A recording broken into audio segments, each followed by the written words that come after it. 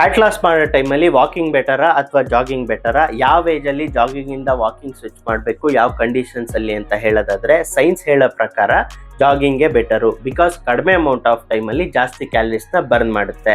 But practically ಹೇಳೋದಾದ್ರೆ ನನ್ನ ಫಾಲೋವರ್ಸ್ನ consider ಮಾಡಿಕೊಂಡು ತುಂಬಾ ಜನಕ್ಕೆ 9 to 5 ಜಾಬ್ ಇರುತ್ತೆ ಅಥವಾ IT-ನಲ್ಲಿ ಕೆಲಸ ಮಾಡ್ತಿರ್ತಾರೆ. 8 ಅವರ್ ನಿದ್ದೆನ ಸಫಿಷಿಯೆಂಟಾಗಿ ಕೊಡೋಕ್ಕಾಗಲ್ಲ, ಜಾಬ್ ಸ್ಟ್ರೆಸ್ ಜಾಸ್ತಿ ಇರುತ್ತೆ.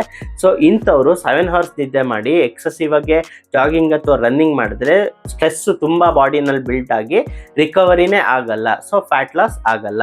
ಇದೇ ಕಾರಣಕ್ಕೆ ಒಬ್ಬ ಕೋಚ್ಗೆ ಸರ್ಟಿಫಿಕೇಶನ್ ಆಗಿದ್ದು ಥಿಯರಿಟಿಕಲ್ ನಾಲೆಡ್ಜ್ ಇದ್ರೆ ಸಾಕಾಗಲ್ಲ, ಪ್ರಾಕ್ಟಿಕಲ್ ನಾಲೆಡ್ಜ್ ಕೂಡ ಅವಶ್ಯಕತೆ ಇರುತ್ತೆ. ಜೊತೆಗೆ ನೀವು ಓವರ್ ವೆಯ್ಟ್ ಆಗಿದ್ದು ರನ್ನಿಂಗ್ ಮಾಡ್ತಾ ಇದ್ರೆ ನೀ ಮೇಲೆ ತುಂಬಾ ಪ್ರೆಷರ್ ಬಿದ್ದು ಲಿಗಮೆಂಟ್ ಟೇರ್ ಆಗೋ ಚಾನ್ಸಸ್ ಇರುತ್ತೆ. ಸೊ ಪ್ರಾಕ್ಟಿಕಲಿ ನನ್ನ ಫಾಲೋವರ್ಸ್ಗೆ ವಾಕಿಂಗೇ ಬೆಟರ್ ಆಗಿರುತ್ತೆ. ಬಟ್ ಇನ್ನೊಂದು ಕಂಡೀಷನ್ ಅಲ್ಲಿ ನೀವು ಹೈಸ್ಕೂಲ್ ಅಲ್ಲಿ ಸ್ಪೋರ್ಟ್ ಆಕ್ಟಿವಿಟಿನಲ್ಲಿ ಇದ್ರೆ, ಕಬಡ್ಡಿ, ಖೋಖೋ, ರನ್ನಿಂಗು ಇದೆಲ್ಲ ಮಾಡೋ ಅಭ್ಯಾಸ ಇದ್ರೆ ನೀವು ಜಾಗಿಂಗ್ನೇ ಮಾಡ್ಬೋದು. ಬಿಕಾಸ್ ನಿಮ್ಮ ರಿಕವರಿ ಬಾಡಿ ಆಗಿರ್ಲಿ ತುಂಬಾ ಹೆಲ್ತಿ ಆಗಿರುತ್ತೆ ಪ್ರೀವಿಯಸ್ ಕಂಡೀಷನ್ ನ ಕನ್ಸಿಡರ್ ಮಾಡಿದ್ರೆ.